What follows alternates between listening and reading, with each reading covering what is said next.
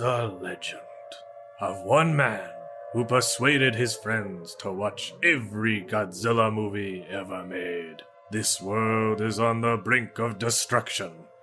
We need you now, Godzillavangelists!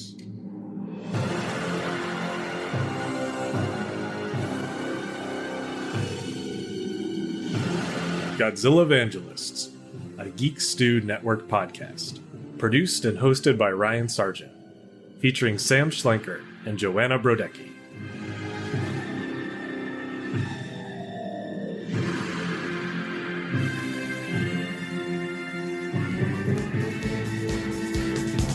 Ultraman. I wanna be an Ultraman. And that's my cold open for today. I thought you were going to keep singing. I was going to harmonize. I just needed a second to catch it. Next time. The trick is I don't know the rest of the lyrics to Macho Man. Oh, so I can't. Yeah. Nobody does. You just repeat the chorus. Spacium beam. Yes. Today is the Ultraman episode, and Ooh. I am Ryan. I'm here with my lovely co-hosts, Sam and Joanna. Hello. Woo! You guys are always so slow on the uptake on that. I forget we're supposed to react. I always just assume it's going to roll right into whatever's next. Okay. Well, and frequent guest Matthew Charles is here, of course. Woo. That'll be 10 more nukes from the Americans. Oh, hello. Now that's a cold open. That was fantastic. There we go. Ryan's like, that's the kind of zest I need you two to bring to every episode. Yes. So I'm guessing that Ultraman is a new experience for you, Sam and Joanna. It sure is, Ryan. Totally new.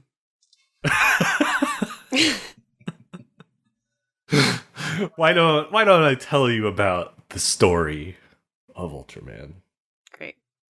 He's really, in a lot of ways, the originator of the Japanese superhero show. So, Kamen Rider, Power Rangers, everything, many, many more popular series can all be traced back to this formula that was created in Ultraman.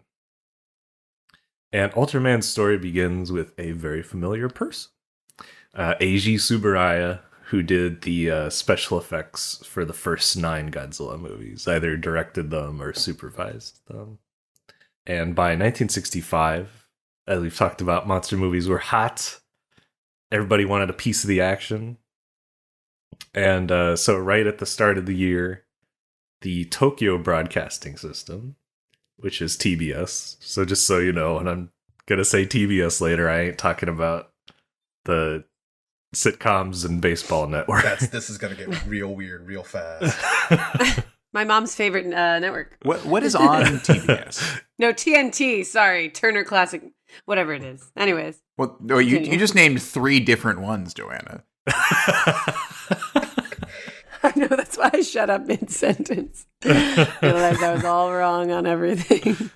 TBS, I remember mainly for that's how I saw most of my sitcom reruns. Yeah. They did The Office, Just Shoot Me, Seinfeld, they had all of them. I think they had a couple of their own lame sitcoms. I think they had a Tyler Perry, House of Pain, was on TBS. Now I'm getting even more war flashbacks. Anyway, they approached Tsuburaya and asked him to develop a science fiction show for their network. And ultimately what he came up with was called Ultra Q, which was highly influenced by The Twilight Zone and The Outer Limits, which he had seen and liked. And it would follow a group of investigators of the strange and paranormal, kind of like an early ancestor of the X-Files. However, TBS really, really wanted giant monsters and pushed Tsuburaya to go in that direction. And so almost every episode of Ultra Q featured a giant monster that the heroes had to stop in some way. And thanks to his position as the head of the Toho Special Effects Department, he could borrow liberally from his past work for costumes, sets, sound effects, actors, something that would absolutely not happen today, but helped him out quite a bit. Like, literally the first monster in Ultra Q was a Godzilla suit that he had glued like fur and horns and crap to. Called it Gomez. Anyway, that work paid off, and Ultra Q was a huge hit with the kids and adults. And Tsuburaya was particularly pleased when he overheard two boys talking on his way to work. And one of them said, "Now instead of having to go to a movie theater to see monsters, we can see monsters every week on TV too." Wow, And the other stop it. That other kid voice was planted by the studio to encourage him to keep going. And his friend said, "It's like a dream, isn't it?" And Tsuburaya was over the moon. Ryan, was that you? Were you that child? Yes, I was actually born in 1960 in Japan. I knew you were a time traveler. Perfect. It all makes sense now. It's all coming together. Thanks to the success of Ultra Q, Tsuburaya's independent company was in high demand, and his son was able to negotiate a better deal for the second series, where Tsuburaya Productions would control the merchandising rights. For the follow-up, Tsuburaya wanted to revive an old idea about a friendly extraterrestrial monster that would defend the Earth from evil creatures. Like Ultra Q, there would be an investigative team of humans, but one of them could turn into the heroic Bemler. That's right, that's the name he had for the monster. Bemler. Bemler. Bemler. That sounds like a good stuffed animal name. Maybe It that's what he does. was going for. Yeah, Sounds like sounds a like very ugly Pokemon. sounds like one of those like '90s kids movies where a kid has an imaginary friend who's actually real. Like like the kind of movie that only exists on VHS and no one remembers when it came out. Bemler. I can picture Bemler. He's furry. Friendly. Weird and eyes. just a People. little bit magical. Yeah. Aw. TBS, however, were worried that audiences would be confused or children would be frightened if the good monster was too monstrous, even though Godzilla was already doing the same thing. So I'm not sure what their objection was, but in any case, gradually Bemler became less and less alien and more robot-like until he became the silvery Ultraman we know today. Whoa, that's a transition. I thought you were going to say this is the early foundation of Barney or something. They paired him back, made him a friendly dinosaur. I like that they were like,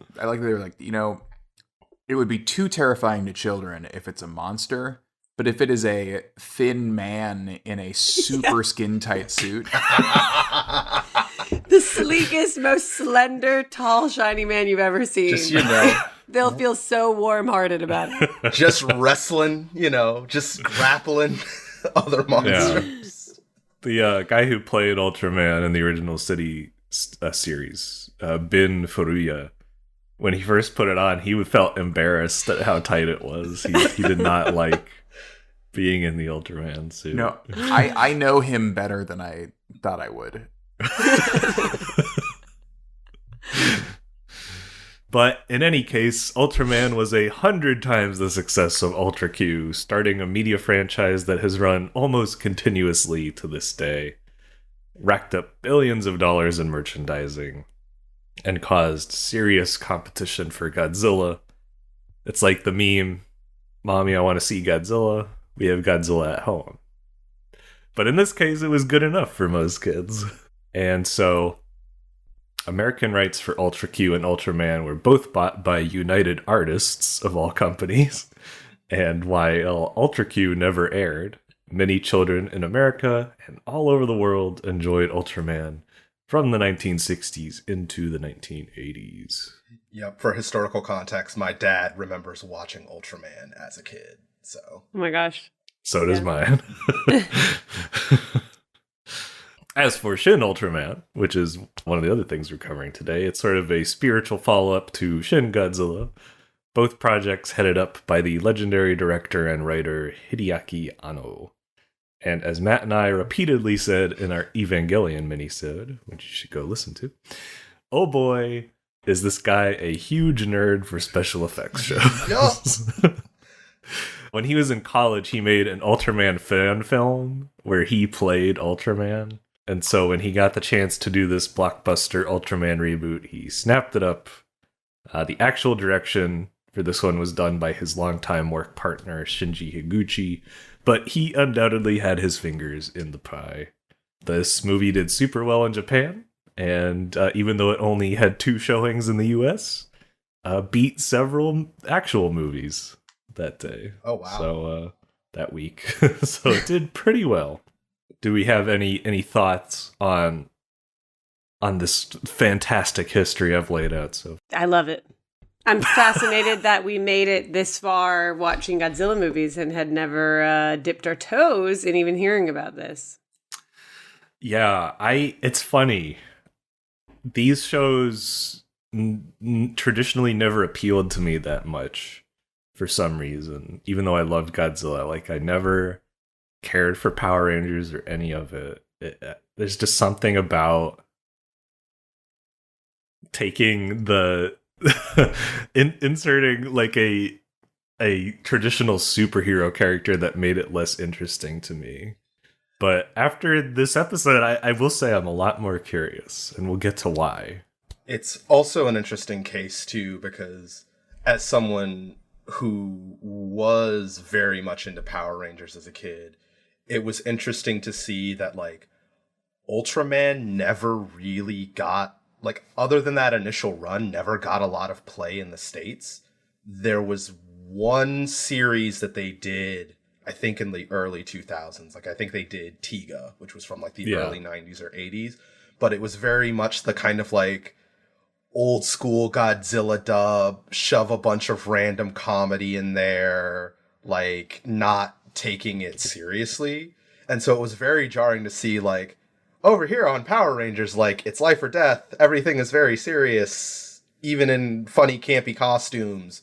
But then when I watched Ultraman Tiga, I'm like, what is this? I don't get this. I don't understand this. Like, I didn't have an appreciation for it until years later when I saw, like, the original Ultraman as a high schooler. I'm like, oh, this is all right. Weird, but all right. Yeah, it's very interesting, the split approaches, because obviously in both cases the show is ridiculous, but when you're appealing primarily to kids, it's like, do you want the kids to feel like this is serious and life or death, or do you want them to know it's all good fun? But guys, I have a bombshell to drop. Oh no. Uh-oh. No more synopses.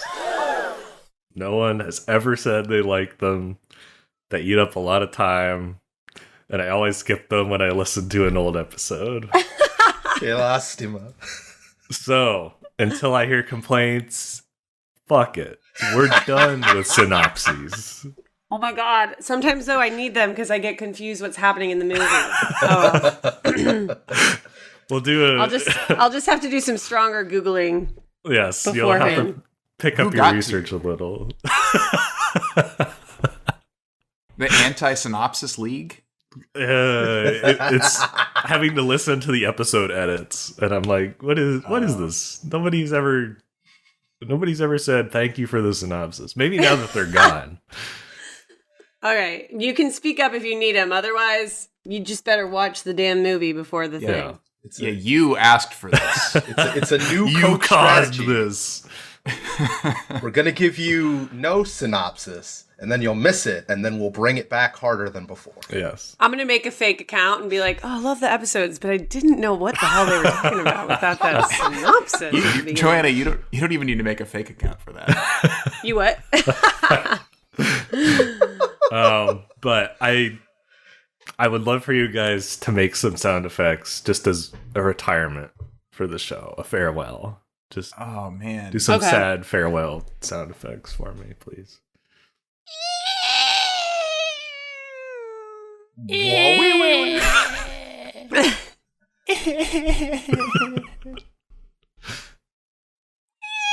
Oh, wait, I didn't realize it was sad sound effects. I thought you meant sound effects from the movie. Oh. You can do either one. I'll do the phone that sounded like King Ghidorah.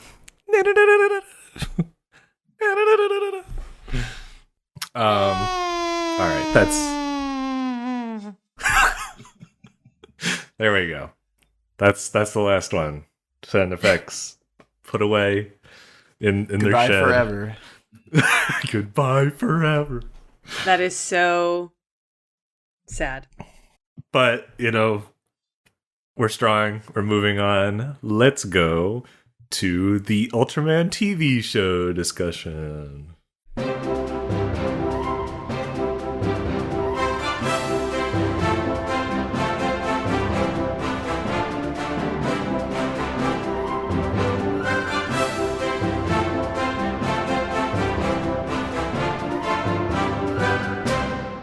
Doesn't roll off the tongue like synopsis. Maybe I'll just keep it just because the transition is better. So, how much did you love the opening theme song, Joanna? I mean, right away I knew we were in for a good time. Anytime you have a springy, spirited chorus singing along to a nice little bop beat, it's going to be happy times ahead, and likely a lot of enthusiastic children. I mean, I'd heard it before, but when I heard it again, I was like, oh man, Joanna's gonna love this because of your affection for all the kids screaming in the Gamera theme song and the Godzilla's Revenge theme song.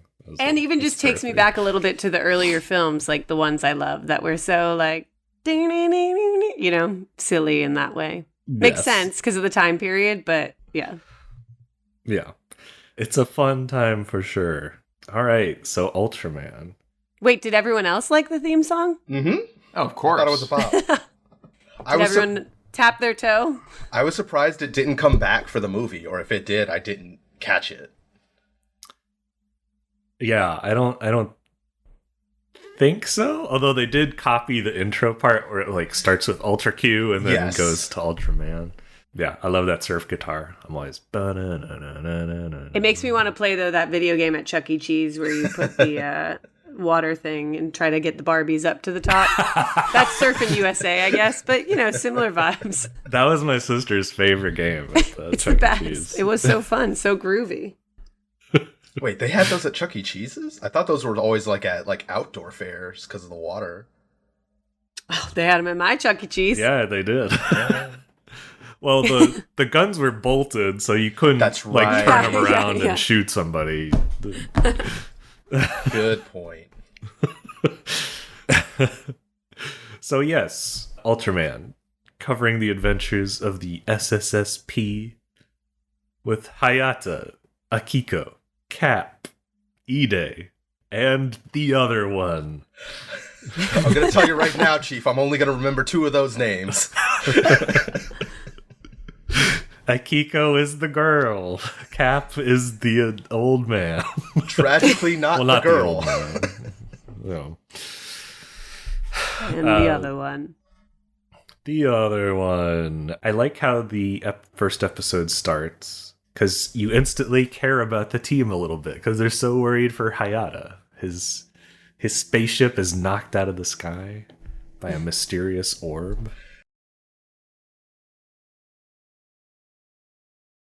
Me and Ryan saw the movie before this, and so when I saw that orb, I was thinking to myself, man, I'm glad that special effects have aged and progressed, because man, was that silly looking.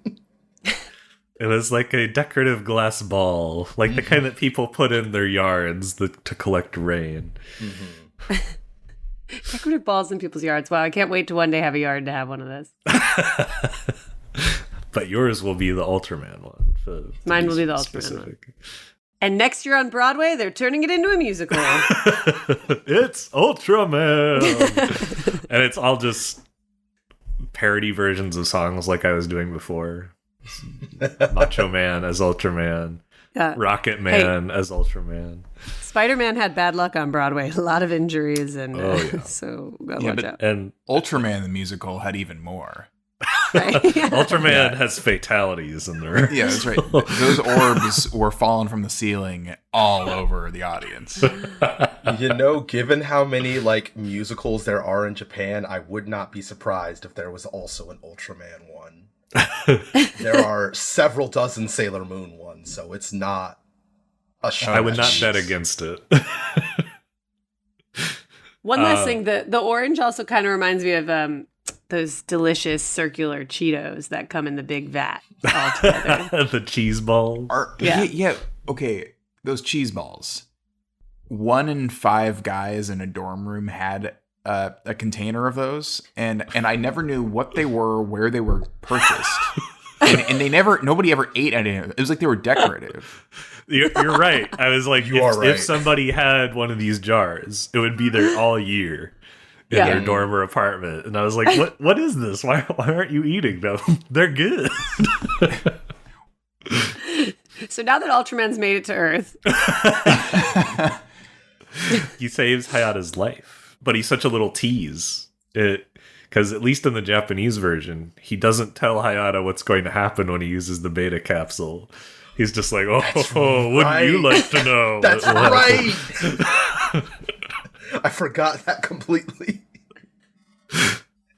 Which is I like that energy. funny, but very strange. And I checked. I did a little bit of comparison between the dub. And in the American version, they dub it in so he explicitly tells Hayata he's going to turn into Ultraman. So, well, that ruins the fun. It's giving the energy of the guy in the movie who's like, when in Rome, do what the Romans do. You know, that dude who just like speaks in cliches. Wouldn't you? We'll get to Mephiles. Oh boy. I know I'm kind of all over the place with this first episode, but I don't have that much targeted to say. It was more like scattered observations. I like how their action suits still have neckties and precious little communicator pins on their shoulder. It had a very manic energy, which I like. Going into the film, I was just thinking like, okay, I'm an Anno fan. Anno's gonna be the little gremlin that he always is. And it was like, no, the show was always this kind of wild and all over the place. Like, the next episode, we get into more serious territory, but even that first episode, it was just kind of like, yup, they're just some campers and some people having fun taking pictures of the alien until it, like, almost steps on them. There was I kept feeling, and I felt it with both the sillier first episode and the more serious second episode we watched. It's the kind of thing only old science fiction could get away with, where they had to at least pretend to care about the science. Because in both of these episodes, there's extended sequences where they're talking just about the mechanics of how this works. And in a show or TV or movie today, nobody cares. Just gloss over it, make it sound cool. But both this and Star Trek would actually play to science fiction in the traditional sense, where they would try to get people intrigued by the possibility of what might be, which is kind of cool. I miss that. But at the same time, I was born in the 90s, and it doesn't work super well on a visceral level. Yeah, I don't know why that exact thing bothers me and drives me crazy in these recent anime Godzillas we watched, but in a 60s show, I'm like, oh, how charming. What, the science explanations? Yeah, because they don't they get hung up on it. There's a certain spirit of like of genuine discovery and kind of like, yeah, just they're excited about it, and so I feel it coming through. There was like a warm hug coming through the screen with that, where like new sci-fi that kind of tries to do that. And again, I'm specifically just talking about the anime Godzilla series is a lot of like yeah, but like I can feel the 22-year-old film bro sitting across the desk from me, just going, yeah, but think about this. Think about parallel fucking dimensions. Like, oh my god, yo, seriously, like what you haven't considered is nah, I don't like it. I don't like it. And versus, oh, you go. Yeah, I think you're onto something, because I think what it might be, at least for me, is it's the difference between like, oh man, like his fire breath is like over like 1 trillion degrees, where you're like, that's a fun, like cute trivia bit and then it just goes away and you don't have to think about it, versus like, no, somebody's gonna drone on about like parallel dimensions, man, and like theoretical biology, man, and just all. It's like the difference between like your buddy keeping you hostage at a bar with like science nonsense, and then like your quirky friend who's like, oh yeah, did you hear about this one historical fact? And you're like, oh, that's a nice fact, and then you move on. Yeah. Yeah. Yeah, can you imagine if Snapple Caps had the energy of new sci-fi stuff, just rambling about parallel dimensions, and just you open it and a scroll unfolds from the cap. Yeah, it's also that like warm-hearted energy coming from a children's show, right? Like that. Yeah. I was gonna say the two big differences for me are in Singular Point. It goes on much longer. It's a much, much, much larger proportion of the show. And they are using theoretical concepts built on already theoretical concepts, which is incredibly confusing. Whereas here, they're doing theoretical concepts based on 5th grade science, which I understand very well.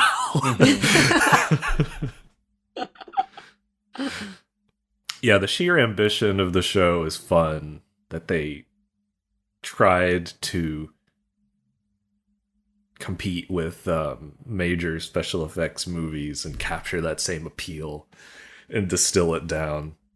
I'm just amazed at all the stuff they were trying to do and doing.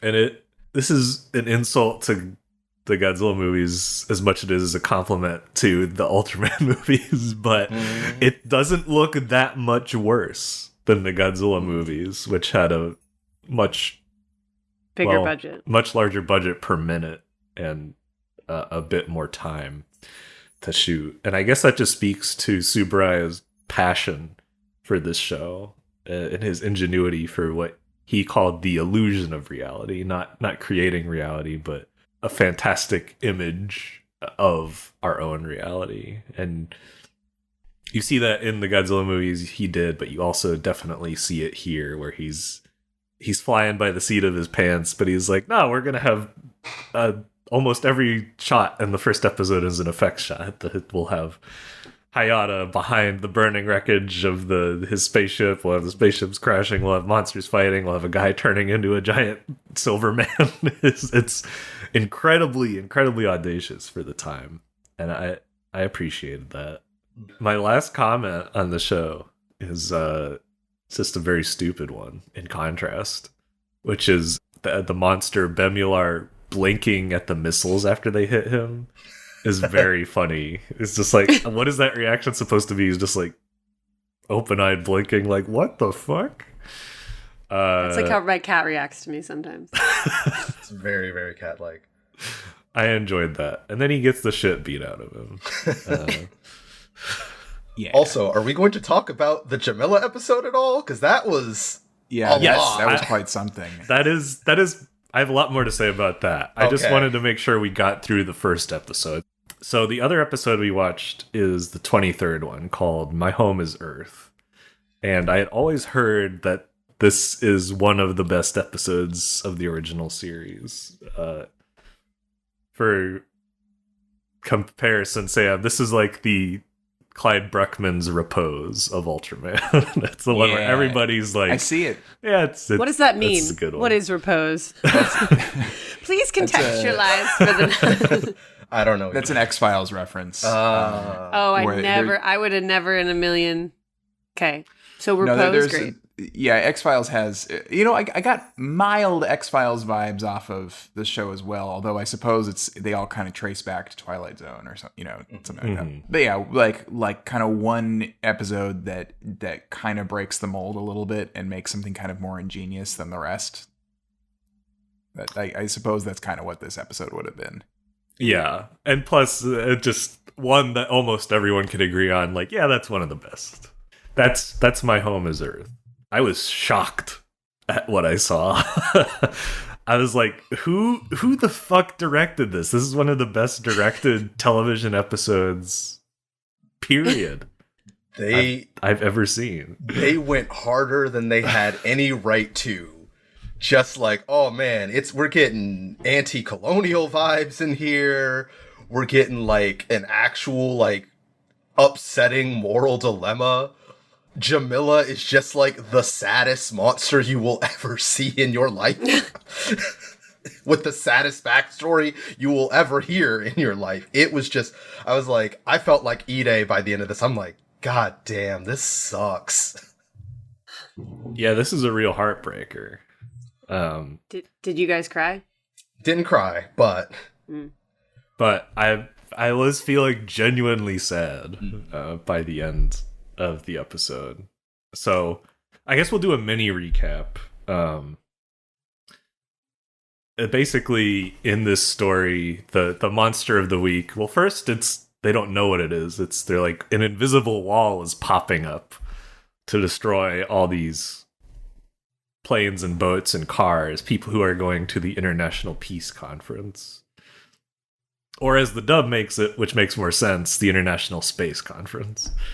And then we find out that it is a invisible UFO that somehow releases this monster named Jamila. And Jamila is not your ordinary monster. He's not just an alien or something from the depths of the ocean. He is a human being, horribly mutated. He was one of the early astronauts who his rocket or satellite was accidentally launched into the depths of space, and they covered up his death. And so he and his crew, I guess, it's kind of unclear if he was alone or not, ended up landing on a faraway planet. And depending on your interpretation, either they all died and he was revived as this thing, or he just somehow survived out of spite and mutated into this monster and came back to Earth. But part of what makes this hit so hard for me is that the actual cost of human life during the early space race was very real. A lot of people died, and they covered it up because essentially the space race was a propaganda campaign for the US and the Soviet Union. And so if they started to talk about all the people that died, maybe that wouldn't sound so good. So it wasn't entirely clear what had happened to a lot of these early deaths, and there's a certain tragedy to that. Even with the moon landing, this exists. There was an alternate speech for Richard Nixon if something happened and they had to be abandoned on the moon to die. And they would never come back. Yeah. What? Wait, I'm watching this show on Netflix right now called like Mysteries of the I don't know, something of like Unsolved Mysteries, and like, why is this not more known? I guess now is the time to share it. Yeah. That is crazy. I'm like leaned in. I'm like a little spooked listening to this. Fortunately, they did make it to the moon. Actually, And it all was good. Yeah, it was good. No, it was good. It's good. We like to see this as they were consciously uncoupled from Earth permanently.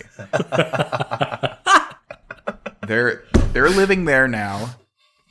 An abundance of cheese.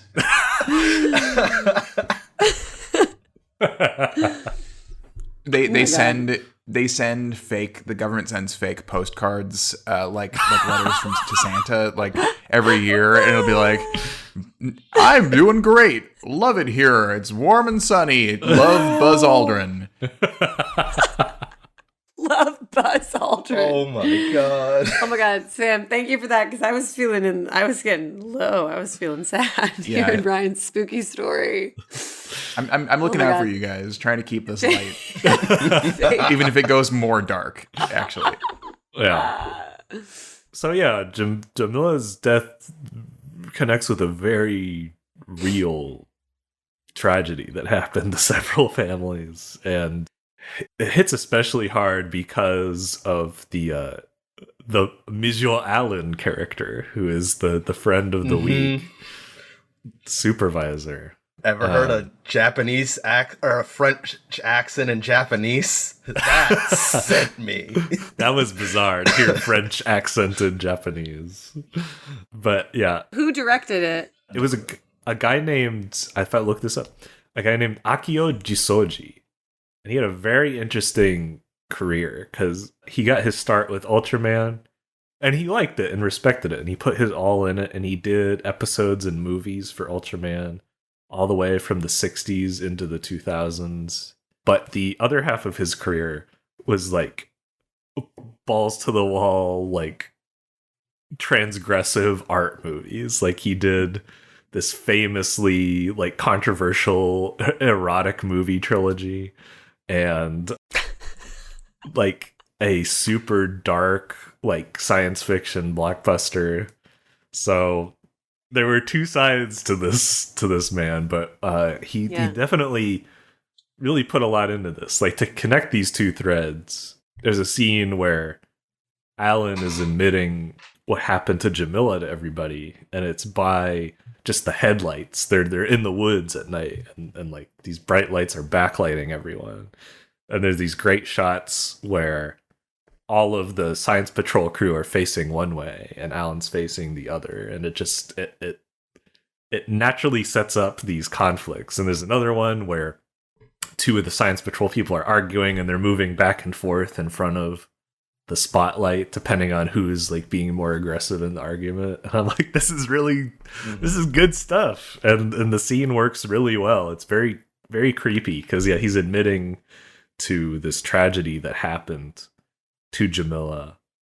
And at the end of it, he's like, and we can't tell anybody. You have to pretend that this monster is just like your average monster from space. You're not allowed to tell people that he's a man who his death was covered up.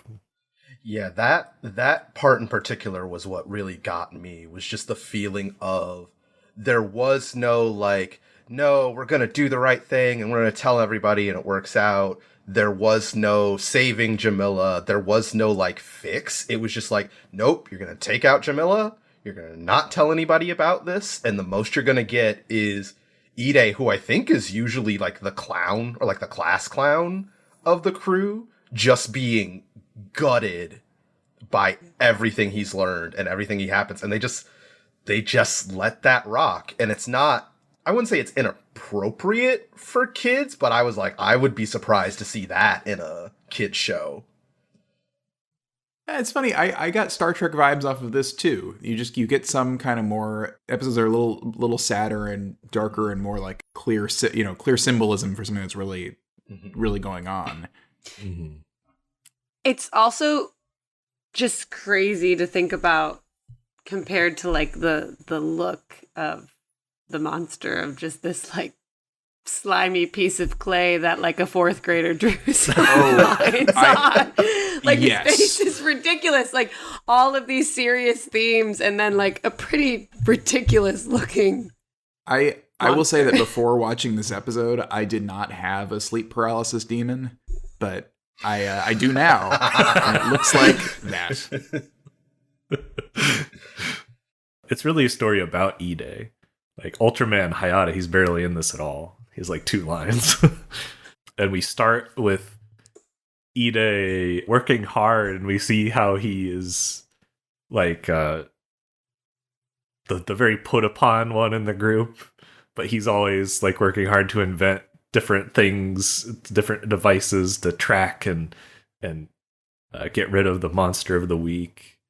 And we see how proud he is of that. And then we see that it's like the back half is the part where it takes a real turn. We see how upset he is that all this work he's put in is to hunt down this man, this scientific warrior that is very much like him in his eyes. But yeah, up until the back half, it's not that different from the first episode, really. Although I like the Ide Akiko antagonism flirtation. Like she's always telling him off and putting him down. I don't ever want to see any other kind of flirtation in these movies and shows that we watch. But you can tell she really likes him because she keeps calling him in private. She calls him Ide-kun, even when not Ide-san. And she brings him tea late or coffee late at night when he's working on his inventions. I thought that little relationship was very cute in this episode. But yeah, what ends up happening is they find out Jamila is weak to water. He can't stand water. And so they basically annihilate him. Somehow Ultraman can spray water out of his hands in this episode. Wildest Ultraman power. I was almost disappointed that didn't pop up in the movie after I saw it. I'm like, that would have been funny. Just yeah, he just starts. He's holding a little hose between his hands and is spraying the water. What a fun practical effect! But the very ending is maybe the most upsetting because Jamila basically melts in the mud, and as he's dying, he's like crawling towards the conference, and he just can't get there. And it's a great visual metaphor because as he's crawling, he's splattering mud on the flags of the different countries, just as their cover up is the dirt that's sullied their image. And he has this horrible like weeping baby like cry as he's dying. And then afterwards we get a postscript where the science patrol is having like a little memorial for him. They've laid out like a tombstone at the UN or wherever they are. So there's some acknowledgement of Jamila finally, but it's not enough for Ide. The very last shot of the episode is him like staring into the sunrise, and he's like, only the words are elegant for the victims of this world. This is a great hard-hitting line, and then you hear Jamila's screams like echoing in his head, and the episode ends on that. Yup. Haunting. Yeah, very haunting. But yeah, it is very strange because at the same time it's a very silly like monster fight where this guy in a giant rubber suit is flopping around in the mud. But because you're set up for that sequence so well, it works regardless. Not to change the tone completely, but one of the things I kept thinking, and this is terrible, it reflects poorly on me, but something about the stretchy kind of spandexy rubber suit on Ultraman and him kind of like grappling and tumbling around with the things he's fighting reminded me of that Spider-Man ass slapping video.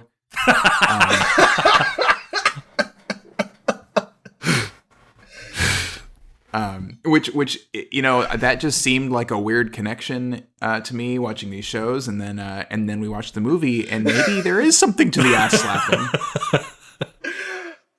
It might be canon, but yeah. So those fights, it you know, that it's probably bad that I'm thinking of something that probably was mildly pornographic in its original intention, and that's all I could think about during those fights. Also, on the lighter side, there's a little boy who wants to save his pigeons. Yeah!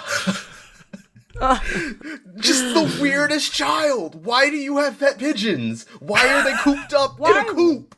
Why wouldn't you? Pigeons are fantastic. They've been running New York City long before anyone else. They run the world.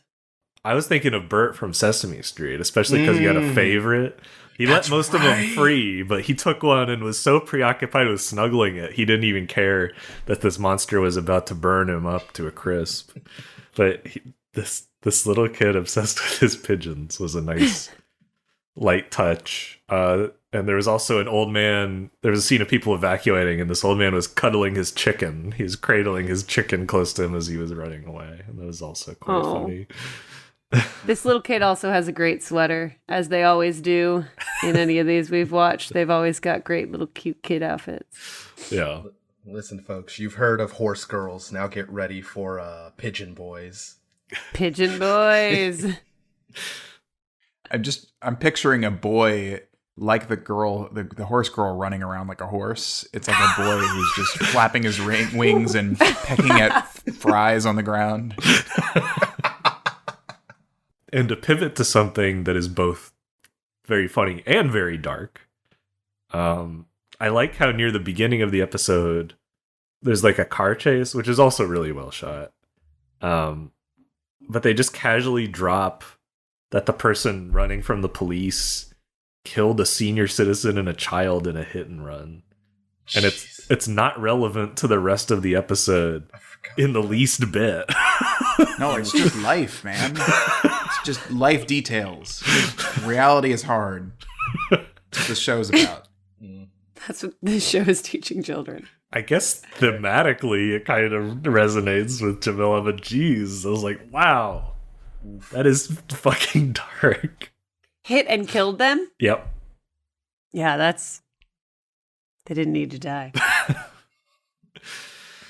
Jamila, I think his design fits fairly well because he's basically the entire story of him is like a space age ghost story. He starts invisible before he's provoked into taking form.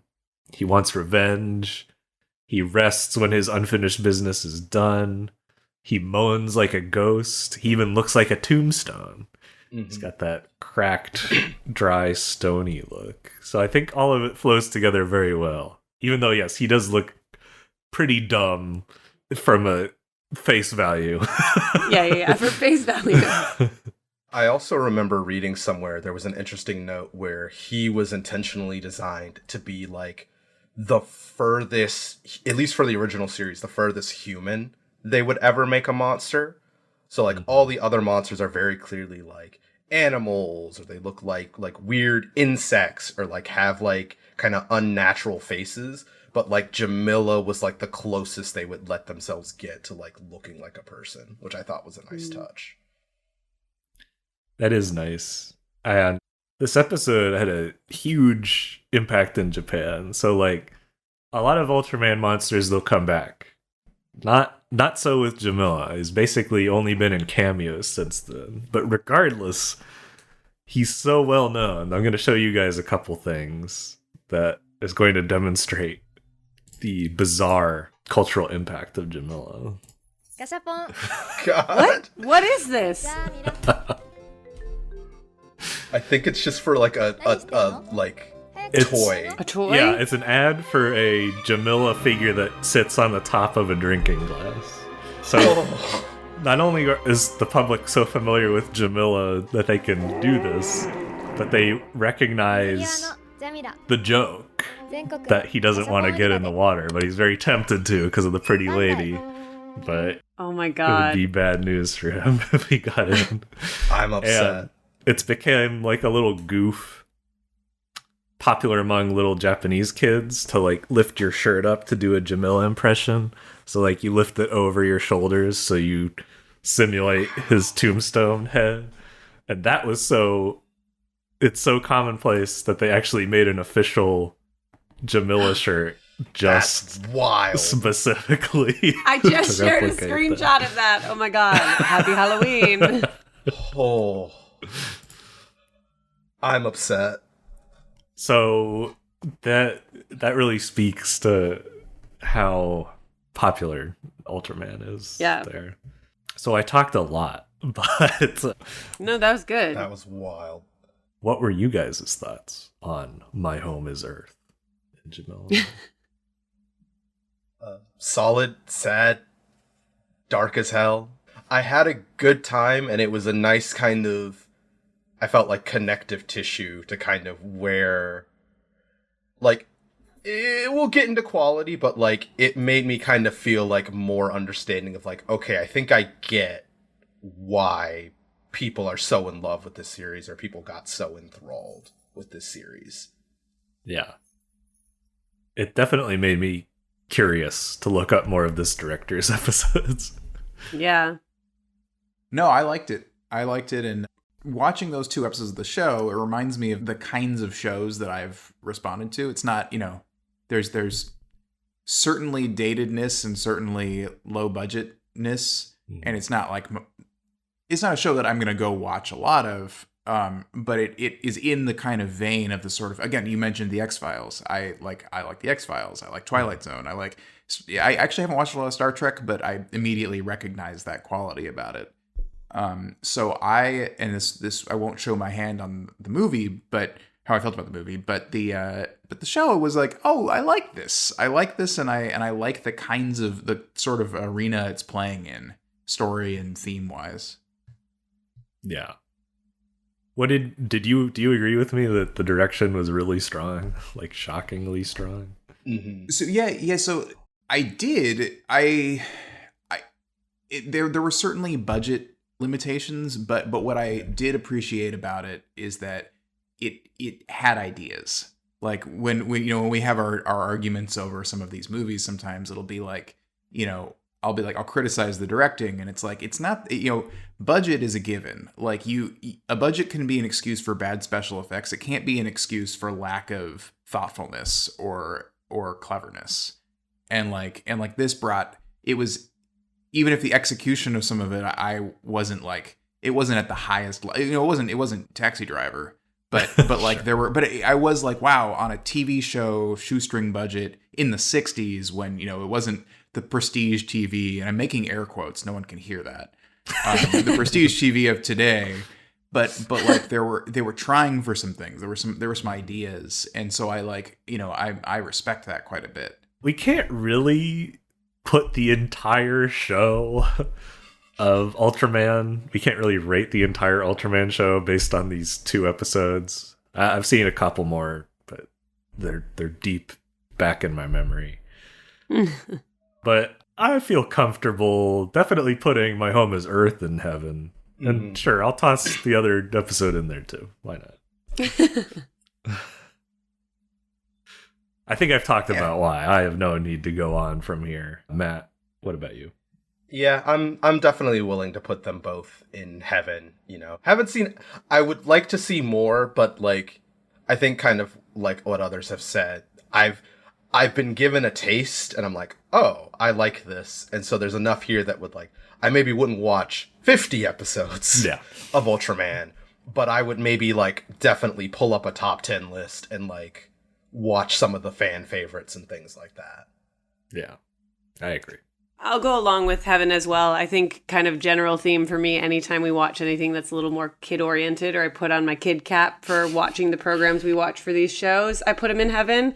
But I think for some of the things spoken about, and then also because just the general theme of Ultraman, it made me excited to share this with like my brother and his kids, and to be like, oh, hey, you guys should watch this. So I feel like that for me puts it in a positive place. That's a very sweet heaven from Joanna. It's also my sister-in-law is from Japan too, and so I feel like anytime that my nephew can kind of find stuff that, like, my brother loves to just share stuff that crosses all these years and has these new iterations and all of that, and watch that with him. So that's perfect. Next time you see her, you should just do the Jamila thing. Just lift your shirt up and be like, hey, you know who I am? I'm sure her brother, too, was a fan. I just knowing him, I'm like, all right, for sure. He knows what's up. Yeah, I'll put it in heaven as well. I don't feel good about putting a show in heaven based on 2 episodes of it. Right. Yeah. I do think if we're doing Kaiju heaven, it seems like Ultraman needs some representation. So by that metric, I put it in heaven. Maybe we can dethrone it if we see some other Ultraman thing that's like way better, but right. It's in. It's in by default. Yes. I think at least My Home is Earth earns it. But yes, as a whole, Ultraman's in by default. And with that, let's talk about the movie.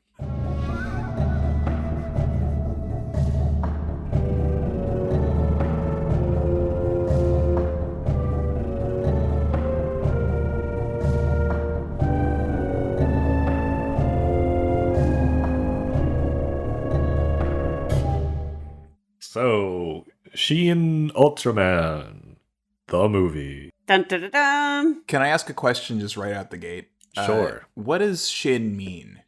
Like, what is the connective tissue between this and Shin Godzilla? So Shin can mean true, it can mean new. I'm sure there's probably some other ones I missed. So I think the connection between it and Shin Godzilla is they have not the same, but like a connected production team. So Ano was a major person involved. Several other actors and crew members are also involved between both. And then I think it's kind of meant to be like hey, let's take these very beloved tokusatsu kaiju properties and let's do a version of them, but a version of them done by a Japanese crew for a Japanese audience kind of thing. So like, let's do Godzilla, but let's do Godzilla like serious and kind of like a return to form. I might be BSing a little bit, but that's kind of the vibe I've just gotten from the stuff I've read. Yeah, I'd back you up on that. It's basically like, here's the new one for a new generation, but not in a lame way, because these both have been pretty good reboots. Okay. Yeah, that was just curious if I was if there so it's meant to be kind of a reboot. So like I didn't need to see any of the probably, I'm guessing, 45 Ultraman movies. This, as far as I can tell, is sort of like a very condensed retelling of the original 1966 series. Yeah. And what's interesting is that the original Ultraman from 1966, Bin Furuya, did some of the motion capture. Oh, really? Even though he's in his 80s. Holy hell! Fun. And, oh my god, fun. And so did Ano, because he's such a dork. So basically, Ultraman was played by the writer, producer, and by the old Ultraman. Wait, in like all in they covered him entirely? It's just the two of them doing it? I believe so. Yeah. Wow. That's like Craig Mazin. He's like, I too was playing in the video game of the last in the original recording. He's like, I'm going to be the one in the rubber suit with the little things on me for the next video game they make. And the opening is pretty fun. I like how we get right into the action. The opening hurt my eyeballs because I was trying to read the subtitles and catch it all, and it was moving at the speed of light. It was, for sure. Yes. Yeah, you know, in general, this was among the more difficult subtitle reading tasks because they fucking loved composing people in the far right and left corners of the screen. And so my eyes had to go twice as far to get to the subtitles and back to their faces. Just saying. Were you supposed to be able to read everything at the beginning? Because I was like, I'm going to catch 50% of this. They are flying. As someone who works in localization, I am so sorry. But I was like, wow, this is going to be a pretty quick movie. They're going to clip along at this pace the whole time. I'm glad they slowed down a little bit. Yeah, they really plunge you right in, which is definitely like, whoa, but you get the gist of it, and so I like it. I also like how they reference the Godzilla Gomez thing by having the first monster just be Shin Godzilla with some crap glued on him. It's funny.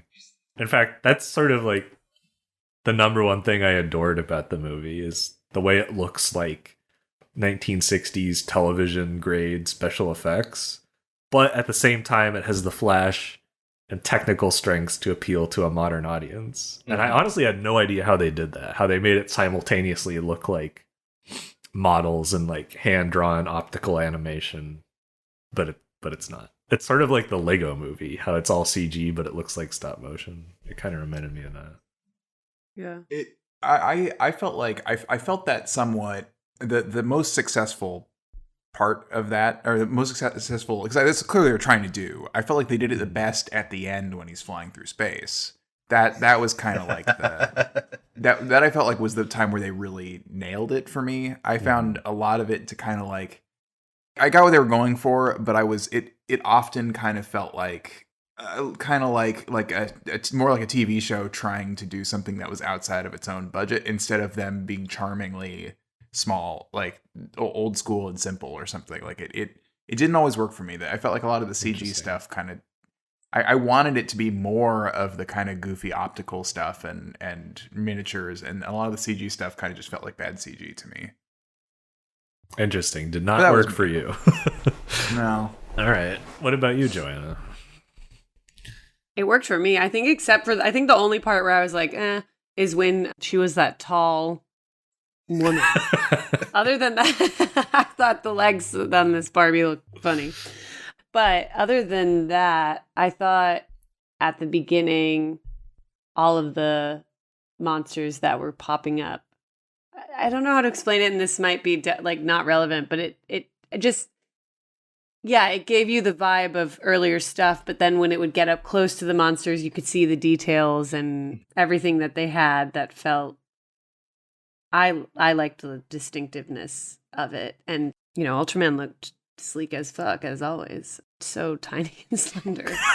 So the vibe worked for me. I mean, I don't want to give away too much of my vote yet, but okay. I was pretty on board because, again, I was not on board. And then about 5 minutes in, I went, wait a second, put on your kid's cap. What if you were watching this from the eyes of a 12-year-old and yourself at the same time? And then I become a little less critical and more I'm just in it to enjoy it. I feel that. Yeah. Go ahead. Yeah, I think for me, there were definitely technical things where I'm kind of this from a purely mechanical standpoint, this doesn't quite work, or this kind of looks a little doofy. But I think what sold me during the trailers and then what continued to sell me during the film was it wasn't necessarily that the effects were high fidelity or of high quality, but they did a really good job to me of, I think, evoking the way watching Ultraman would have felt as a child in the 60s. And giving you that same feeling of awe, giving you that same kind of emotionally, I was I'm on board, you got me, yeah, I'm sold. Same. The shot of him bursting up from underground and then it kind of pulling up to see him standing lives in my head rent free. I think that's what really got me was yes, some of the beam effects are a little wonky. There's some weird visuals, but overall, I think that's what worked for me was just the emotions it evoked.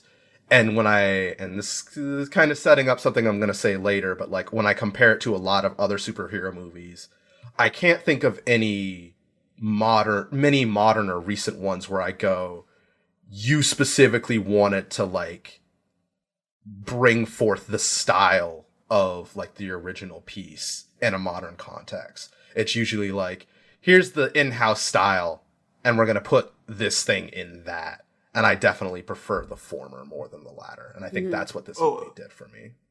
Yeah, I agree with that. I think just for the record, my feeling was I felt that with him bursting through the ground. There was a moment of him kind of scaling up the way that they scaled up the kind of silhouettes in the 60s opening. I just wanted more of those moments. I just felt like there were a handful of them, and I kind of wanted more. I just felt I felt myself kind of getting engaged when there were little bits of spice, like little bits of seasoning like that, and then kind of it lost me for long stretches, and then a little spice, and then and then kind of out. So that was more where I'm coming from. I gotcha. Yeah, it is a strange choice to make Ultraman such an opaque figure up until the last act, which is one of the things I didn't love about it so much. I can only guess that they were trying to make us second guess his motives and be oh, is Ultraman really good? Is he really here for the benefit of all of us? But I personally never really doubt that. So it would have been nice to just show his humanity early on, show how he was thinking and what he wanted to do. I didn't really get the appeal of the mystery twist as far as Ultraman was concerned. And it came kind of quick, too. Like, I had to go back 15 seconds and be like, did he just call him Ultraman? Okay, wait. I think maybe I'm just dumb that I, like, wasn't thinking that's what was going to happen. But all of a sudden I was like, did this guy in the Zorro hat just call him Ultraman? Okay, time to get on board. Yeah. I will say what really similar to you saying, like, emotionally, I was on board with it. I do think, like, I really appreciated early on how they were like, okay, we have this team cast. We have this, multiple people, but they are all very distinctive. I know who they are. I know their point of view. They all have their own little quirks about them. I thought they did a really good job setting that up. And I did just have a lot of fun with it. Like the kind of like, dun, dun, dun, like it felt like there was this like adventure music they were playing in the beginning. Then in that whole first time where they're in the room where they're all like working on their laptops in that communal space, they're playing this like light jazz in the background. They had that whole long sequence of her when she's first arriving at the office, just walking behind her, like hearing all the kids talking. I thought that I was in for it. Like I was like, it could be a little corny, but I'm here for it. And even little stuff like when she puts her shoes on and they show her swapping her gym shoes to her heels. And then the other woman, the biologist, like has her like sneakers and pants on. And then she calls out that guy for being like a classic dork and bringing his personal life to the office. I just thought really quick, I was like, I'm on board with, I care about them all individually because they are distinct and kind of have their own fuller worlds that they're living in a fun way. Then sometimes I think the more bland and a little more dramatic team, quote, like team setups that we get. Like I'm I guess specifically thinking about more recent Godzilla movies here, which I should be comparing more to superhero, but I just don't have the context to do that. Yeah, but I was on board because of that vibe that it was giving off. There were a few too many rando aliens popping in. Like, it's like we could cut one of these. It felt like in the whole middle section, every 10 minutes, they were like, actually, I'm alien 27. And what I got to say to you is, and I was like, now I've lost the plot, but I was with it at the start. Yeah, it feels very choppy. And Matt, when you saw this, you suggested kind of the perfect easy solution, which is like you cut one of the giant monsters, you cut one of the aliens, and then you have your 3-act structure. Yeah. You have giant monster, Melpheus, Zophi, and those are like the 3 stages of the story. And that would have been smart. Not that. Who was that one? Who was that middle one? Zarab. Zarab. He wasn't necessary. No. He just because but he did have like he was just like a half shell of a guy, which I liked. That was like probably the design that I most responded to, and it's so Japanese. It was like something straight out of Elden Ring. Yeah, just the front facade of a guy. Yeah, and his hat. Yes, he shows up in the little coat and hat. Is adorable. Really like Zorro. Okay, yeah. So the general sentiment, just cut one alien and one, we would have been set. Yeah, it's something I'm a little bit more, like, on rewatch, I was a little bit softer, because it's like, okay, there's some stuff that happens in the Zara portion that I'm like, it's a little bit of character development, but I definitely thought, there could have been some monsters cut. I think but this all kind of leads to like because I'm weird because I wobble on this, is like my biggest critique is like I don't have an issue with Ultraman's human form being kind of a cipher or being kind of opaque and being kind of detached. I just wanted more kind of moments and more kind of context of him like being among humanity so I could buy in more to like, even if he's an observer, even if he's like loving from a distance, that he still loved them. Because it's like, I like the crew. Like, I can remember this crew better than like most of the main characters in any Godzilla movie I've seen recently. But I was just kind of like, because Ryan, you said, I think you either said this at the theater or you said this to me later, like, I wish there was a scene where like after one of the monster battles, the whole team goes out to karaoke. Or they all go to the married scientists to like have dinner at her house. And so I could have seen these moments of like, let me see these people outside of danger. Let me see like give me more ammunition to go, like, even if this guy doesn't show a single emotion, that he cares, so that later when it's like Sophie's just like, wow, you really, really do like these people, that like, I kind of bought it as is, but I'm like, I want to be able to buy into that more because it's just so important, or just like it would have helped other moments throughout sell harder, because it's like, I have, like, my love for this film has grown over time, but that's like one of my biggest things, where it's just like, I just wish I could get just like a little bit more, not even necessarily humanity, but just like connected to humanity moments. Yeah. Well, I could build off of that a little bit, which is that even beyond adding scenes, the way that a lot of the movie is edited is such that almost always it's the person who's speaking is the one who is being shown on screen. And so the whole time, if I'm having questions about, like, oh, who is this character? What makes him tick? And there's almost, you never actually see how he is reacting or feeling about anything anyone's ever saying. And so in a way, a lot of the scenes are kind of like, the scenes are the things that people are saying. So it kind of feels like it's a scene of, okay, we're talking about this thing, and it's in this, and you emotionally, I felt very detached from it because of that. Where, like, kind of with all the characters, but certainly the main character, who the point of the movie is that we're supposed to be wondering what makes him tick, and they're not telling us that story in the most interesting way.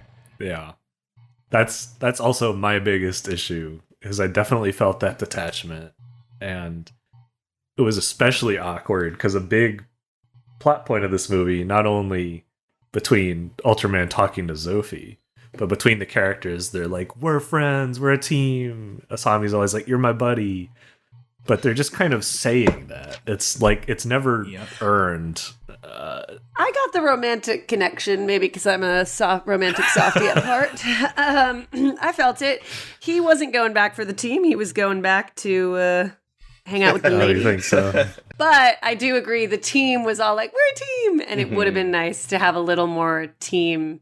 But I got him wanting to go back to retire with the woman. I see. Yeah. So just the moments of more bonding would have been great for me. Yeah.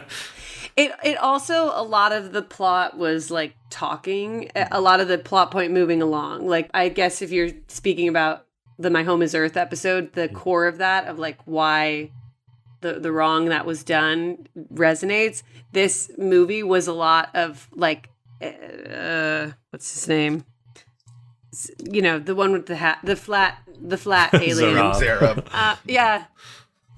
I didn't quite, and I'm like, we got the bots because we got to show the humans, and the humans are dumb, they're bad, and it was a lot of like aliens talking that humans are bad, but it just like didn't have as much of an emotional resonance because they just kept rinsing and repeating it, but without a strong, like, does that make sense? That's true. That We also did not, like, peppered on. like, I mean, I understand at my core how bad humans are, but right, like, I get it, but like, I didn't see it. Yeah, we didn't see in the movie like examples of human greed or misconduct so much. There were little things. There was like the prime minister was clearly out for I guess attention, I kept being like, but why do these aliens give a shit? Like, if these aliens have the power to do all this shit with the multitude of galaxies and the, like, why are they so motivated to kill Earth?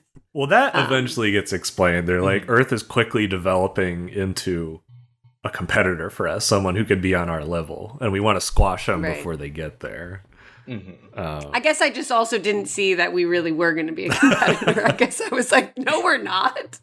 What? Are you guys seeing the same survive? Yeah, have you seen the Tide Pod challenges that people are doing? Right.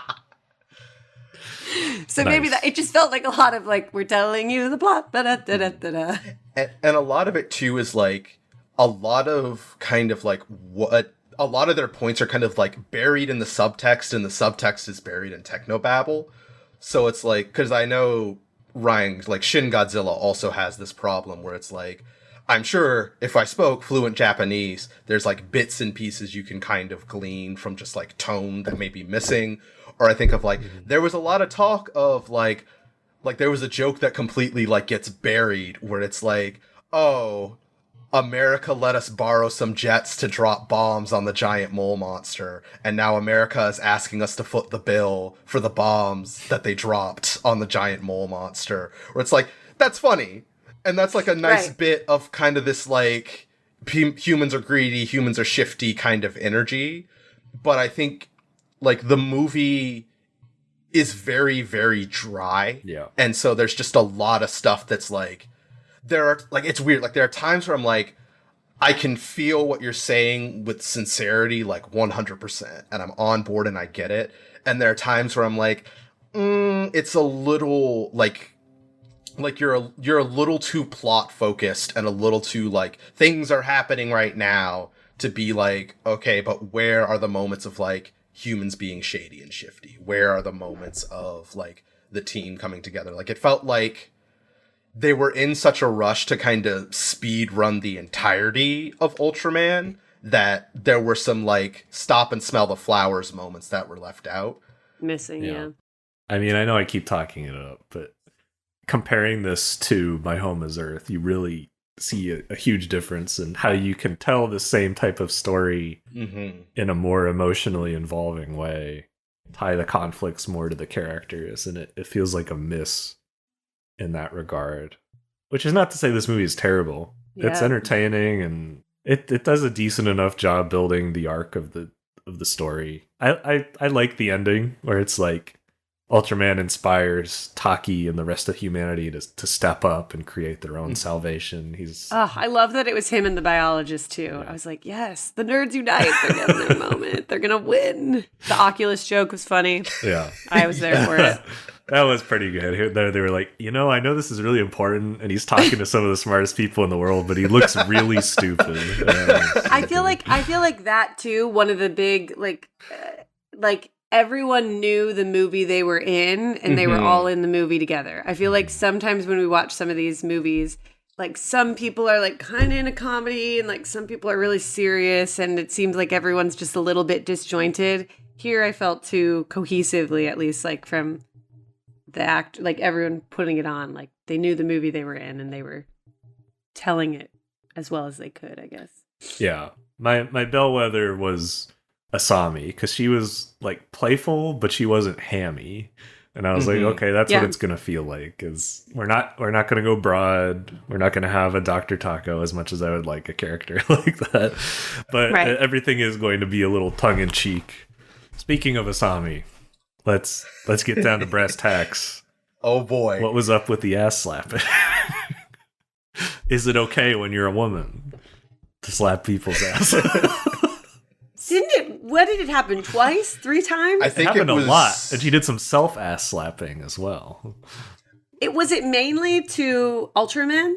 It was It was before he left to save the world. It was Lady Biologist, like, very early on. Yes. And then I think she did it every other time. I think it was just to herself. It was odd. I'm surprised they didn't cut that. I am like, was it the actor choice? Was it a choice given to her? What was the choice? They say to make a choice, acting is about choices, but you do sometimes make the wrong one. It was so strange, but I kind of vibed with it. Because I'm like, it was such a far cry from like, she's basically works for the Spook Squad, right? Like she basically works in intelligence. So I'm like, yeah. I didn't have to have this, like, Japanese CIA agent who, like, likes to slap and grab asses and just, what was it? Like, is very obsessed with main guy being her buddy. But I'm like, I don't think it would be the same movie without it. So I'm like, it's weird. Maybe call HR. I don't know if they have an HR department. Because if they had a moment of mirroring where Ultraman kind of becoming human, making a joke, if he slapped her butt, like, then it'd be weird. And then we'd all be like, no. So you couldn't have like a friendly mirror of it to ground it. So it really was just her trait. Yeah. That was super odd. And it reminded me of the slap ass sketches from Key and Peele. Oh, 100%. That was all I could think about. I too, the little moments, the coffee, I was like, man, any movie I'm making, bringing a friend to coffee be a major crux, because they did have it then in that last scene when they're like figuring out the science, they're doing the Oculus, the boss man brought coffee for them. I was like, it's the thread. I get it. I love it. I am here for it. Yeah. Even though the special effects didn't work for you, I liked the giant Asami scenes. Oh it my was very God. funny. Especially when she woke up after turning to normal. The sheet slide. Yeah, and she was like, why am I sleeping under plastic sheets? I'm not even drunk. I'm not even drunk. I kept being like, is this a kid's movie? But I guess when you see, like, I feel like I saw one of the newer SpongeBob movies when I was like 13 or whatever in theaters, and like when you watch it and then like watching it as an adult, you're like, oh wow, they really do sneak the jokes in there, and kids will just never catch them. Yeah. But then it's more fun for adults watching them. Another very... I didn't think this was for kids specifically. I didn't. Yeah. Yeah, this was a people who were. This is played on nostalgia a little bit, and you can't have nostalgia if you've never had any. You're too young to have nostalgia for anything. Yeah, I feel like it was like a teenager's movie. Yeah. Very, at least in that regard, very similar to the Marvel movies, where technically you could take your older kids to go see it, but it's rated PG-13. Another sneaky thing, though, that I liked, because it was very clever how they balanced it, is, when you see Asami walking around, you think of Japan, you think of the base nature of people, and you're like, okay, people are taking pictures of her skirt. And then you see that they do later, because there's a bunch of, like, when she's scrolling through her social media, a bunch of them have, like, the, like, caution. Not safe for yeah, work. this is an adult image, but they're not gross about it, because they don't explicitly show it. They just show that people had done it. They even showed a shot up her skirt, but they just had it blacked out. When she, like, walked over the, quote, camera. But they... Yeah. She just looked a little... I wish she had a little more life, but I get it. She was mesmerized. She was under. Yeah, she was mind controlled or something. There's so many discomforting fetishes in that scene. I'm surprised no one's talking about the smell scene. Oh yeah, that also was very that was wild. Weird. Yeah, where he's like, "I'm gonna use your scent to track it." They're like, Ultraman, you don't even have a nose. I love how Mephiles calls him out on it later, and he's like, you're nasty, man. Oh, I love, was he the guy who spoke all those cliches? Yeah, he loves phrases. Yeah. I'm taking that too into a future film. I love just an alien being like, what was one of the other ones he used? I don't know. It worked for me. I liked how he started with, these are some of my most favorite sayings, and then least favorite, like, the ends justify the means. He didn't like saying that one, but he enjoyed. Saying that. If I was like a kind of cheeky alien, though, I like to think that that's how I would also interpret Earth and speak to humans. Mm-hmm. Learn the key phrases. Yeah. For Ultraman, what y'all think of? The look, the moves, the vibe. I thought it was interesting how they took out his little gem and instead just made the red on his costume change color when he was low on energy. I liked how, even though there's no call for it, he still has two like little eye holes at the bottom of his eyes. The suit did. I don't know. I'm not super into the Ultraman design, but I like how he just yeeted himself into space every time he started to fly. He would just like take off straight up. Which was, again, another, like, 60s looking thing. Because obviously, in the 60s, whenever Ultraman would fly, it'd just be a model on wires. And it would be made of wood, and he would be in this position. So I liked how, even when he got knocked around, he would stay in that position. He would just, like, flip, do, like, circles, but he would still be in the same pose.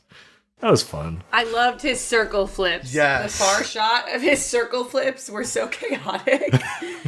But I loved it. Yeah, I think what I love the most about this Ultraman was this, like, really, like, slick balance between, like, he is doofy, borderline T-posing, like, kind of like stiff and clunky, and then does like suddenly like very smooth, fluid choreography. So just like he's flipping, and then he does like a really like slick uppercut. Or I'm trying to, there was another moment too. Or even just like the ring, where it's like the ring looks like very tiny and very silly, and then you just see it slice Zerub in half, and you're like, oh, ow. Yeah, that was great when he went out like a chump. I was because at first I was like, that can't be it, and then it went to the next scene, and we're like, oh, I guess that's it. I guess he's just dead. He just got sliced in half. Yeah, that like for all his technological power. He was just a nerd. He couldn't take it when he had to fight. I also appreciate just the power stance, just the arm cross power stance. I feel like Yes. always a good one. People have the conspiracy theory that he's making the sign of the cross because Eiji Tsuburaya was Catholic, and there is like a tiny bit of like Jesus symbolism with Ultraman. But I feel like this is like a stretch. That's not the sign of the cross. He's just making a cool pose. Listen,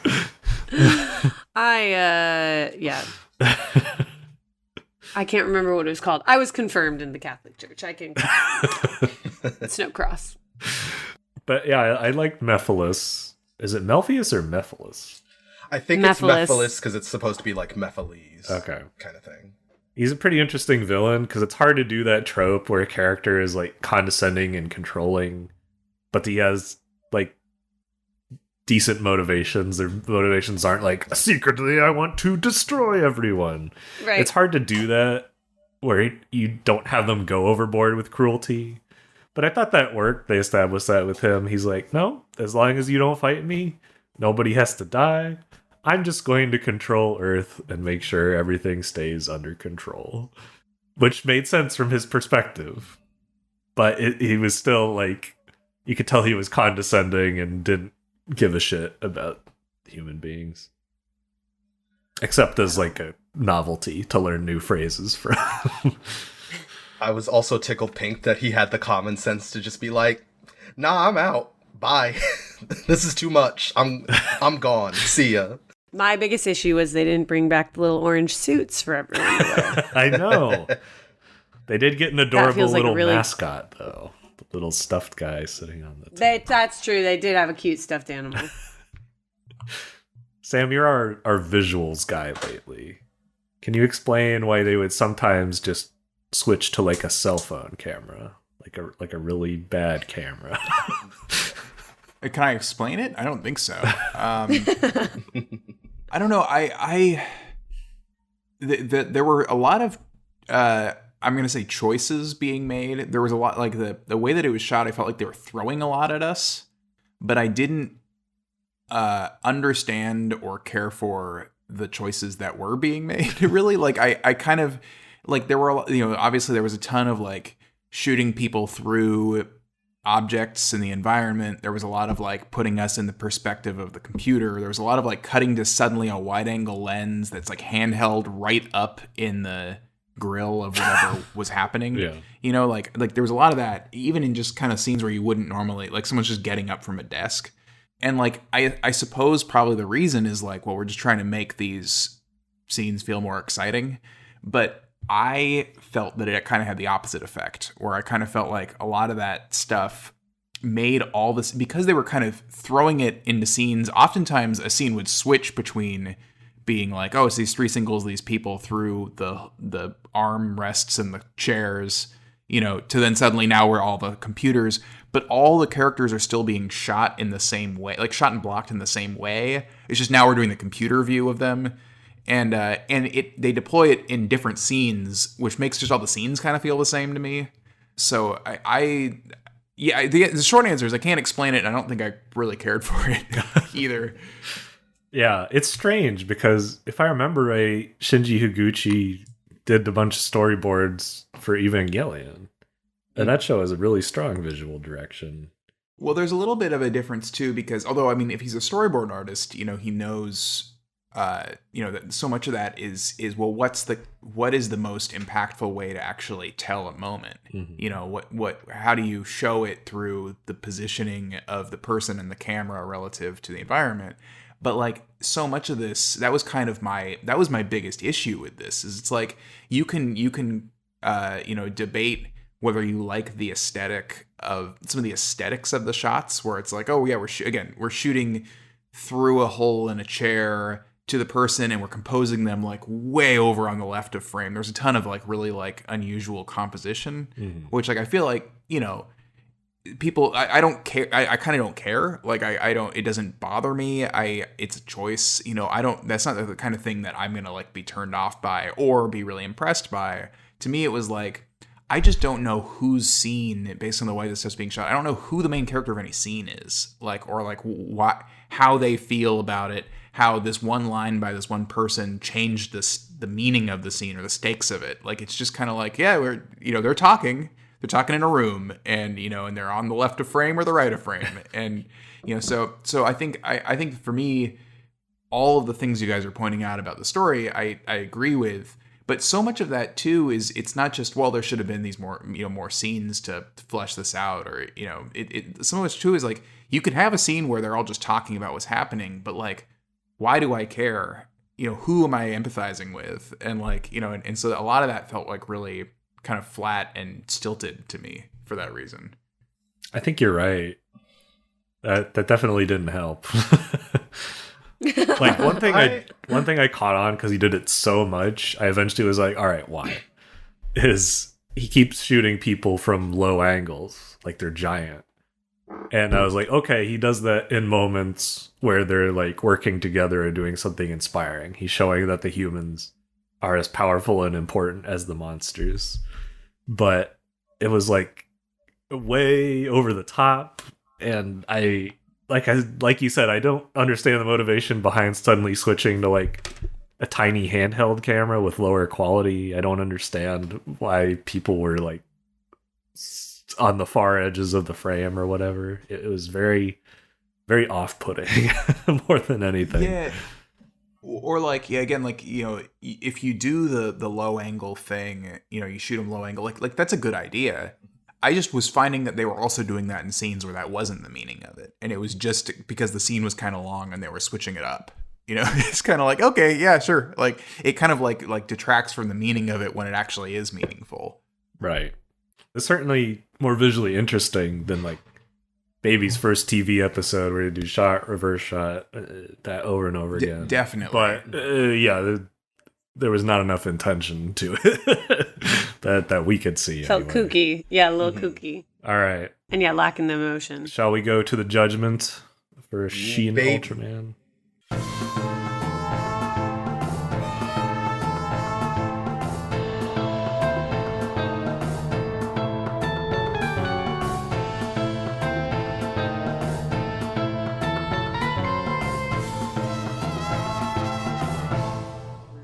We will go in reverse order of how we did the episodes. Great. So Sam, kick us off. So I didn't care for this movie, if I'm being honest. The things that I liked the best were the moments like that we kind of talked about, the handful of moments where it's sort of like we're doing a modern 60s TV effect, and like Ultraman flying through space at the end, escaping the void was really cool, and like was a cool like visual thing where I could see someone like pulling that up as a visual reference for something. Like there's something, it's very charming.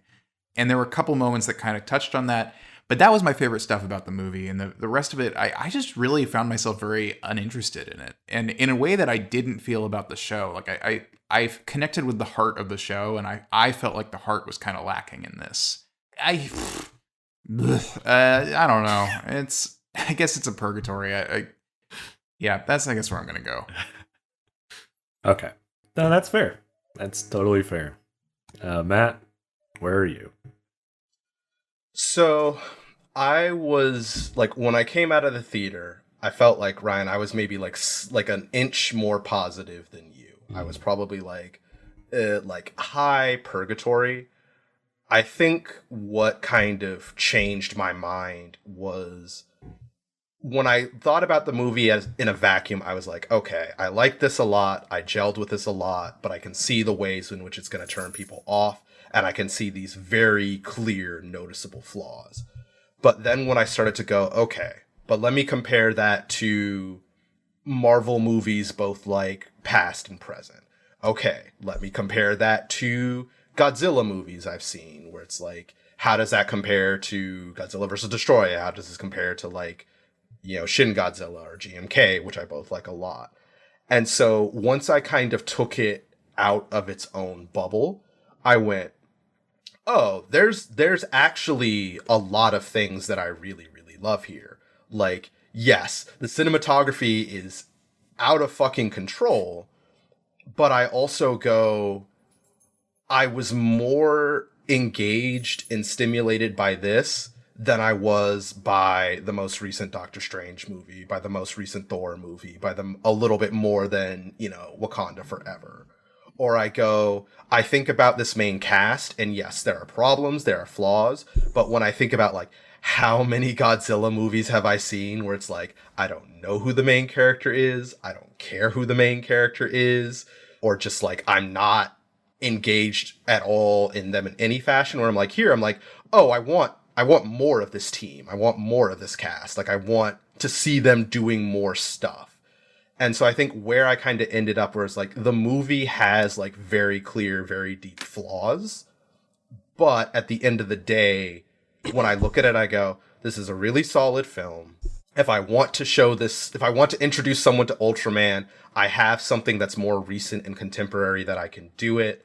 And I go, like, even if they weren't always like 100% hitting every mark, I appreciated the like ambition of the film and how unique it felt compared to like a whole lot of other stuff that's orbiting the same genres.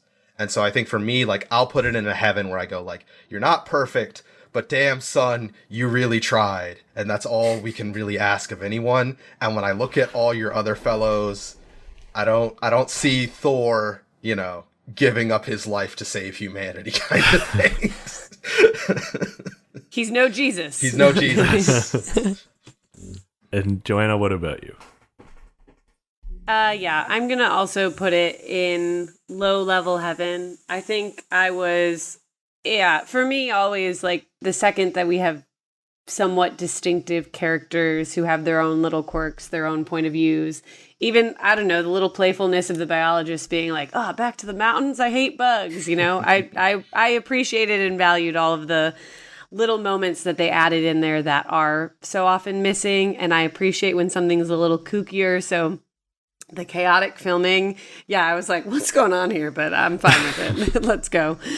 And I was leaned in for the kind of, we're going to have a team cast and we're all going to kind of work together in our own separate ways to solve this. Like, one that it kind of kept it small in that way. Like when Sarah first showed up and he was just in the room with them and like the technology was gone and they're just in this office room with this like incredibly powerful, massive alien and they're just sitting in an office conference room with him.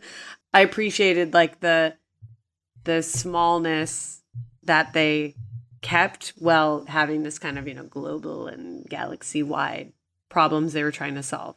And a lot of little moments that resonated with me, like the Ultraman before they officially know who he is, when he gives that first like look back at them before he takes that monster off into space. At the end, when his supervisor is like, I wouldn't have found you except for your desire to live, was resonating. Again, not to the point where I was like crying tears, but I was like, all right, they're pulling at my heartstrings a little. And I feel like I bring him up a lot, but any cousin to Iron Giant is, going to be a friend of mine. And ultimately the very base kicker I always give of like, would I watch it again? And I would, and I think I would enjoy it. So for that, a low heaven for me. Purgatory feels too in with the masses for me to throw it in there. I am so unsure. It is really right on that of that borderline of heaven and purgatory. Join me, Ryan. Join me, Ryan. In the depths. I like win in room. I'm gonna play Thanos. All things are perfectly equal. I'm going to put it right at the top of purgatory. Oh, a top purgatory. Yeah. Ooh. Just scraping. The fingertips are in heaven.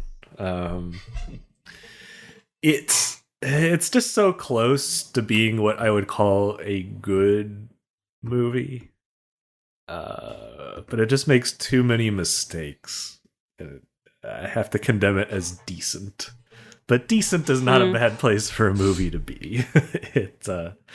It's charming. It's fun. It loses me a little bit over the runtime. For the most part, I'm in for the entire thing. And even though Sam disagrees, visually I find it very, very cool how they replicate the feel of the 60s throughout. So, yeah, appealing, decent, not quite good in my book. So it's 2-2. It's 2-2. We're all locked in. All right. Yeah. Yeah. All right, I'm dropping it to hell. All right, locked in. We're done. It's all. All right. So it was 2 heavens, 1 purgatory, 1 hell. I guess it evens out to lower than you thought. It is funny because I'm like, yeah, like 7 out of 10, but I'm like, but a positive 7 out of 10. Mm-hmm. So low. I mean, heaven. 7 out of 10 I don't think is I'd give it really an good. 8. I would not put it at 7, but all right, we've run long, so I'll wrap it up quickly here. We have another review. Thank you very much. Ooh, fun. This one is from David J. Wright. One of the best Godzilla podcasts out there. I would prefer to the best, but thank you, David. Wow. And it says, this podcast is a blast. Ryan, Joanna, and Sam clearly have so much fun watching and discussing Godzilla movies, and it's contagious.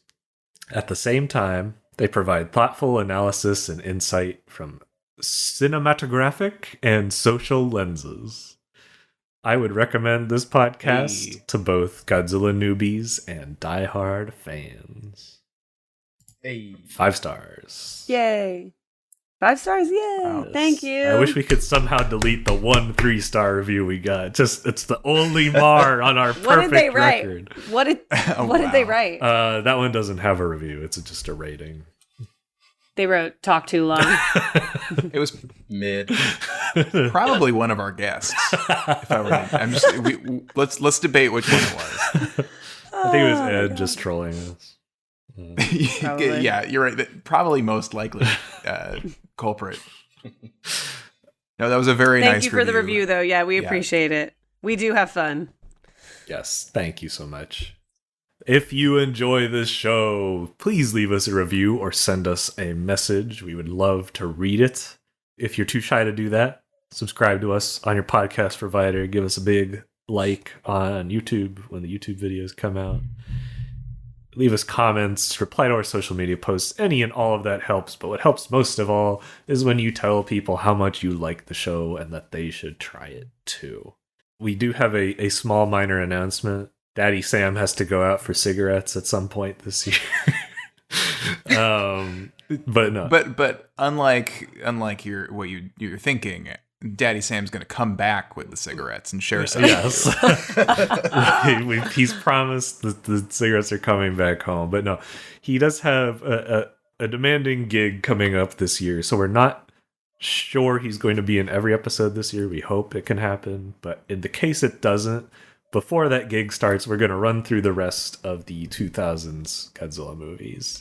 And then throughout the summer, if he can't make it, we'll still have a guest in, so it will be at least 3 of us.